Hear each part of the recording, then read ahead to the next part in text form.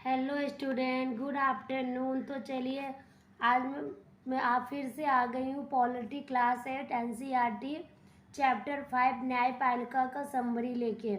न्यायपालिका की क्या भूमिका है? न्यायपालिका का पहला भूमिका है विवादों का निपटारा करना। इसमें क्या बताया गया है कि न्यायिक व्यवस्था नागरिक और सरकार, दो राज्य सरकारों और केंद्र और राज्य सरकारों के बीच पैदा होने वाले विवादों को हल करने की क्रियाविधि मुहैया कराती है। मतलब नॉर्मल सी बात है, इसने बहुत बड़े वर्ड में बोल दिया है कि जो न्यायपालिका है ना, उसका मेन मकसद होता है जो नागरिक होते हैं, जो राज्य सरकार होते हैं, जो केंद्र सरकार होते हैं, उन सब के बीचों में जो विवाद होती है उसको हल करने का मेन काम है। वैसे तो और भी बहुत सारे काम है, बट ये मेन काम है। सेकेंड है न्यायिक समीक्षा। संविधान की व्याख्या का अधिकार मुख्य रूप से न्यायपालिका के पास ही होता है।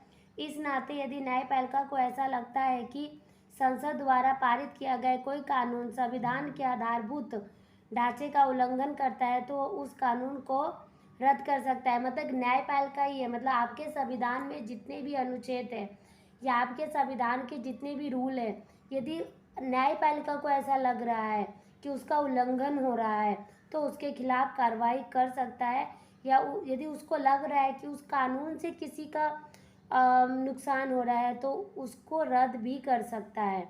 मतलब आधारभूत ढांचे का मतलब होता है मौलिक अधिकार। ओके। थर्ड है कानून की रक्षा और मौलिक अधिकारों का क्रियान्वयन। अगर देश के किसी भी नागरिक को ऐसा लगता है कि उसके मौलिक अधिकारों का उल्लंघन हुआ है तो वह सर्वोच्च न्यायालय या उच्च न्यायालय में जा सकता है। ये बात अब एकदम ध्यान रखिएगा। यदि आपको लग रहा है कि जो भी संविधान में मौलिक अधिकार है, यदि उसके विपरीत आपके साथ कुछ हो रहा है तो आप तुरंत ही सर्वोच्च न्यायालय और उच्च न्यायालय में अपनी अर्जी दायर कर सकते हैं। हाकिम शेख ट्रेन से गिरकर घायल हुआ, इनके मामले में सर्वोच्च न्यायालय ने यह फैसला दिया कि संविधान के अनुच्छेद 21 के तहत प्रत्येक नागरिक को जीवन या मौलिक अधिकार दिया गया है और इससे स्वास्थ्य का अधिकार भी शामिल है। मतलब एक हाकिम शेख है जो आपके एनसीईआरटी में स्टोरी दिया है, वो ट्रेन से गिर गए और उनको ना स्वास्थ्य, जो अपने संविधान में है कि प्रत्येक नागरिक को आप जीवन का अधिकार देना आपका है, तो इसमें उनको अनुच्छेद 21 में बताया गया। ये अनुच्छेद याद रखिएगा। अनुच्छेद 21 के तहत है कि प्रत्येक नागरिक को जीवन का मौलिक अधिकार दिया जाएगा। अभी नोट में देखिए क्या है। भारत की सर्वोच्च न्यायालय की स्थापना 26 जनवरी 1950 को की गई थी। अपने पूर्ववर्ती फेडरल कोर्ट इंडिया 1937 से 49 की भांति यह न्यायालय भी पहले संसद के भीतर चैम्बर ऑफ प्रिसेज में हुआ करता था। इसे 1958 में इस इमारत को स्थानांतरित किया गया। इमारत को मतलब आप जब एनसीईआरटी देखोगे तो उसमें उस इमारत जो आपका उच्च सर्वोच्च न्यायालय है ना, उसका पूरा इमारत का फोटोज दिया हुआ है, तो आप जाके एक बार देख सकते हो। तो 1958 में सेपरेट इमारत बनाई गई, बिल्डिंग बनाई गई। उससे पहले ये चैम्बर ऑफ प्रिसेज में ही हुआ करता था, ठीक है। और उसकी स्थापना कब हुई है? 26 जनवरी 1950 को। मतलब 1950 को स्थापना हुई, इसके 8 साल के बाद उसको एक सेपरेट इमारत मिली, बिल्डिंग मिली। ओके, तो ये नोट है, ये आप ध्यान रखिएगा। अभी नेक्स्ट है स्वतंत्र न्यायपालिका क्या होती है। इससे पहले आपने देखा कि न्यायपालिका की भूमिका क्या है, न्यायपालिका का काम क्या है। अभी देखते हैं कि स्वतंत्र न्यायपालिका क्या होती है। हमारे संविधान में न्यायपालिका को पूरी तरह स्वतंत्र रखा गया है। इस स्वतंत्रता का एक पहलू है शक्तियों का बंटवारा। सही बात है, हमारी न्यायपालिका पूरी तरह स्वतंत्र है, उसमें किसी का भी दखल अंदाजी नहीं है। इसका मतलब यह है कि विधायिका और कार्यपालिका जैसे सरकार की अन्य शाखाएं न्यायपालिका के काम में दखल नहीं दे सकती। इससे पहले वाले चैप्टर में आपने देखा कि शक्तियों का बंटवारा कैसे होता है।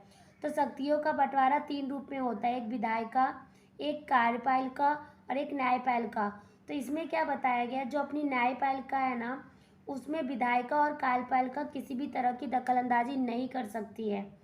अदालतें सरकार के अधीन नहीं हैं, ना ही वे सरकार की ओर से काम करती हैं। अभी जैसे कोई भी फैसला आता है तो हम ही बोलते हैं कि अरे ये तो सरकार के, यदि सरकार के पक्ष में आया तो बोलेंगे अरे सरकार ने ये फैसला सुनाया होगा, कोर्ट क्या करेगा। बट ऐसा नहीं है। जो हमारी न्यायपालिका है, जो हमारी अदालत है, वो सरकार के अधीन नहीं है, वो स्वतंत्र है। वो अपना फैसला खुद सुनाती है, सबूतों और गवाहों के इस पे सुनाती है, बेस पे सुनाती है, बाकी वो किसी के अधीन नहीं है। दूसरा है, भारत में अदालतें की संरचना कैसी है। हमारे देश में 3 अलग अलग स्तर पर अदालतें होती है। निचले स्तर पर बहुत सारी अदालतें होती है। जिन अदालतों से लोगों का सबसे ज़्यादा ताल्लुक़ होता है उन्हें अधीनस्थ न्यायालय या जिला अदालत कहा जाता है। प्रत्येक, ये मतलब हर जिला में अदालत होती है। पहले लोग इसी अदालत में जाते हैं जो छोटे मोटे इश्यूज होते हैं उसको सॉल्व करने के लिए। प्रत्येक राज्य जिलों में बटा होता है और हर जिले में एक जिला न्यायाधीश होता है। प्रत्येक राज्य का एक उच्च न्यायालय होता है, वह अपने राज्य की सबसे ऊंची अदालत होती है। उच्च न्यायालय से ऊपर सर्वोच्च न्यायालय होता है। यह देश की सबसे बड़ी अदालत है जो नई दिल्ली में स्थित है। समझा। सबसे पहले होता है जिला अदालत, उसके बाद होता है उच्च न्यायालय। उच्च न्यायालय होता है जहाँ यदि जिला अदालत में यदि आपका काम नहीं बन रहा है तो फिर आप उच्च न्यायालय में जाते हो। यदि उच्च न्यायालय में भी लग रहा है कि नहीं मुझे इंसाफ नहीं मिला है तो आप सर्वोच्च न्यायालय में जाते हो, नहीं हाई कोर्ट में जाते हो। ठीक है, अभी नेक्स्ट देखते हैं क्या है। देश के मुख्य न्यायाधीश सर्वोच्च न्यायालय के मुखिया होते हैं। सर्वोच्च न्यायालय के फैसले देश के बाकी सारी अदालतों को माननी होती है। ये सर्वोच्च न्यायालय है ना, ये आखिरी न्यायालय होता है, तो ये जो फैसला दे दिया ना अंतिम फैसला होता है। तो देखिए सबसे ऊपर सब कोर्ट्स यानी कि जिला अदालत, उसके बाद है हाई कोर्ट, उसके बाद है सुप्रीम कोर्ट, ये सबसे ऊपर होता है। यदि इसके फैसले से आप सहमत नहीं हो तो आप इसके पास जा सकते हो, और इसके फैसले से सहमत नहीं तो इसके पास जा सकते हो।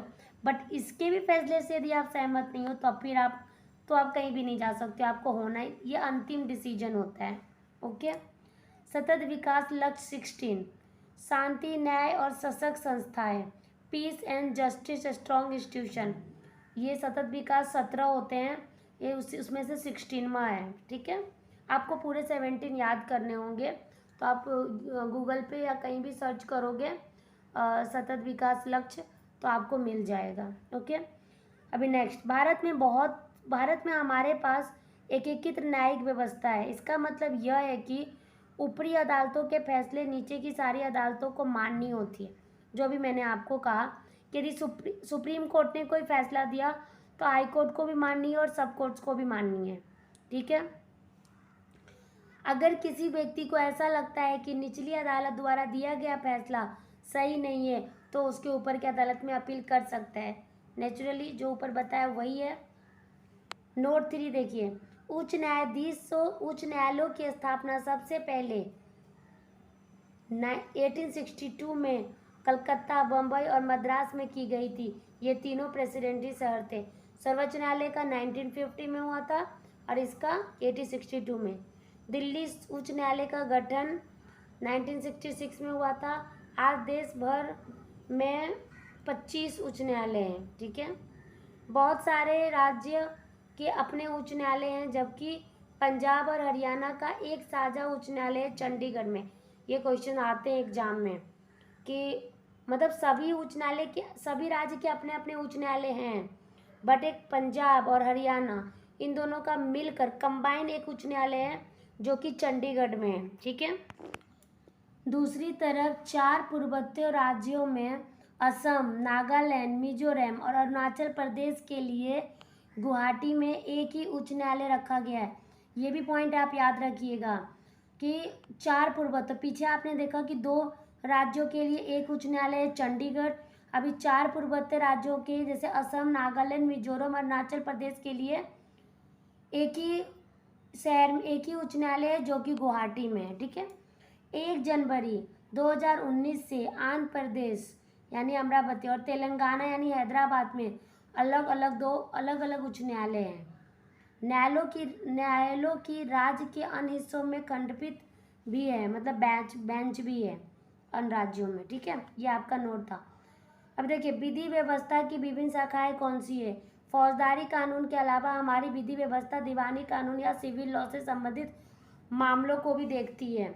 अब देखिए ये जो डिफ्रेंसिएशन है फौजदारी कानून है दीवानी कानून, इसको आप एक बार देख लीजिए, ये बहुत इंपॉर्टेंट है। फौजदारी कानून ये ऐसे व्यवहार या क्रियाओं से संबंधित है जिन्हें कानून में अपराध माना गया है। चोरी, दहेज के लिए औरत को तंग करना, हत्या इत्यादि। फिर दीवानी कानून क्या है, इसका संबंध व्यक्ति विशेष के अधिकारों के उल्लंघन या अवहेलना से होता है। उदाहरण जमीन या बिक्री, चीज़ों की खरीदारी, किराया, तलाक आदि से संबंधित। ओके, फौजदारी कानून का सेकेंड पॉइंट है, इसमें सबसे पहले आमतौर पर प्रथम सूचना रिपोर्ट यानी कि FIR दर्ज कराई जाती है। इसके बाद पुलिस अपराध की जांच करती है और अदालत में केस फाइल करती है। दीवानी कानून प्राथमिक पक्ष की ओर से न्यायालय में एक याचिका दायर की जाती है। अगर मामला किराए से संबंधित है तो मकान मालिक या किराएदार मुकदमा दायर कर सकता है। ठीक है। थर्ड पॉइंट, अगर व्यक्ति दोषी पाया जाता है तो उसे जेल भेजा जा सकता है और उस पर जुर्माना भी किया जा सकता है। और इसका तीसरा है दीवानी कानून का, अदालत राहत की व्यवस्था करती है। उदाहरण मकान मालिक और किराएदार के बीच विवाद है तो अदालत यह आदेश दे सकती है कि किराएदार मकान को खाली करे और बकाया किराया चुकाए। मतलब क्या है कि ये जो फौजदारी कानून है ना वो बहुत बड़े बड़े क्राइम के लिए है, और ये जो दीवानी कानून है ना नॉर्मल घरेलू हिंसा, जो नॉर्मल छोटे मोटे चीज़ें होती है ना, चोरी वोरी, ये सब चीज़ों के लिए है। तो इसके लिए ये कानून बहुत ही मतलब इसमें FIR दर्ज होता है, इसलिए ये कानून बहुत ही ये होता है मतलब सख्त होता है। तो आप इन दोनों का डिफ्रेंसिएशन देख लीजिएगा, बहुत ही इम्पोर्टेंट है। अभी उसके बाद है, क्या हर व्यक्ति अदालत की शरण में जा सकता है। यह सिद्धांत है कि भारत की सभी नागरिक देश के न्यायालय की शरण में जा सकता है, लेकिन वास्तव में गरीबों के लिए अदालत में जाना मुश्किल साबित होता है। कानूनी प्रक्रिया में न केवल काफ़ी पैसा और कागजी कार्रवाई की ज़रूरत पड़ती है बल्कि उसमें समय भी बहुत लगता है। सही बात है, गरीब आदमी के लिए अदालत में जाना और इंसाफ पाने की उम्मीद करना बहुत ही मुश्किल है, ये बात तो आप सब जानते हैं। इसी बात को ध्यान में रखते हुए 1980 के दशक में सर्वोच्च न्यायालय ने जनहित याचिका यानी कि PIL की व्यवस्था की थी। अब देख लेते हैं PIL है क्या, जनहित याचिका है क्या। न्यायालय ने किसी भी व्यक्ति या संस्था को ऐसे लोगों की ओर से जनहित याचिका दायर करने का अधिकार दिया है जिनके अधिकार का उल्लंघन हो रहा है। यह याचिका उच्च न्यायालय या सर्वोच्च न्यायालय में दायर की जा सकती है। अब सर्वोच्च न्यायालय या उच्च न्यायालय के नाम भेजे गए पत्र या तार को भी याचिका माना जा सकता है।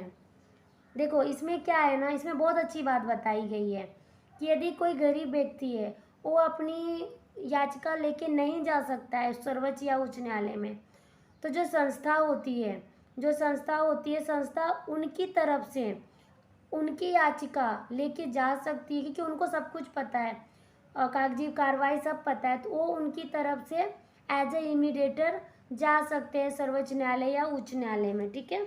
उसके बाद है सरकारी और सरकारी सहायता प्राप्त स्कूलों में बच्चों की दोपहर का जो भोजन दिया जाता है उसकी व्यवस्था भी एक जनहित याचिका के फलस्वरूप हुई है।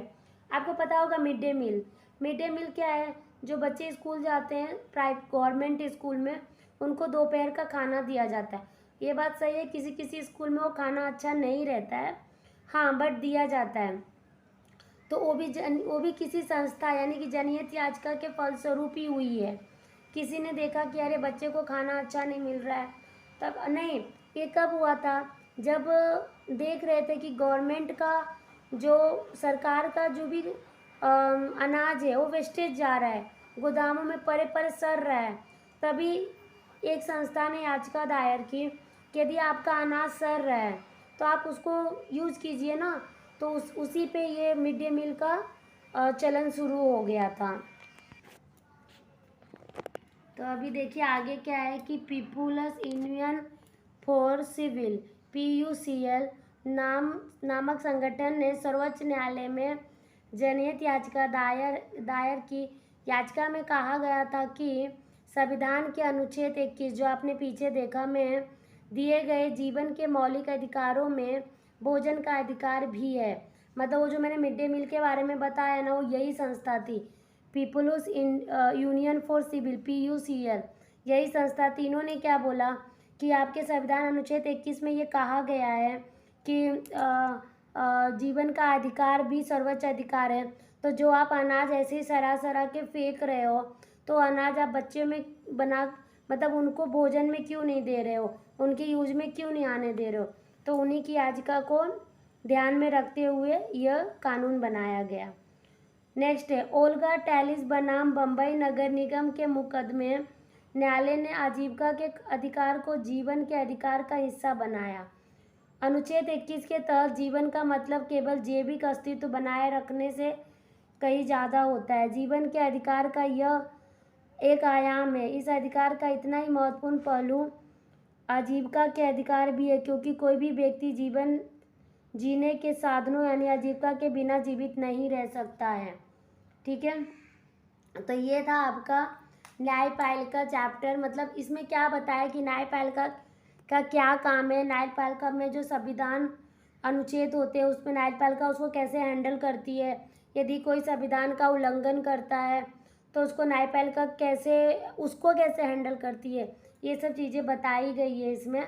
तो चलिए अभी मिलते हैं नेक्स्ट चैप्टर नंबर, ये कौन सा था, 5 था, चैप्टर नंबर 6 के साथ। तो आज के लिए इतना ही है। अच्छा लगे तो लाइक कमेंट एंड सब्सक्राइब कीजिएगा। Bye bye.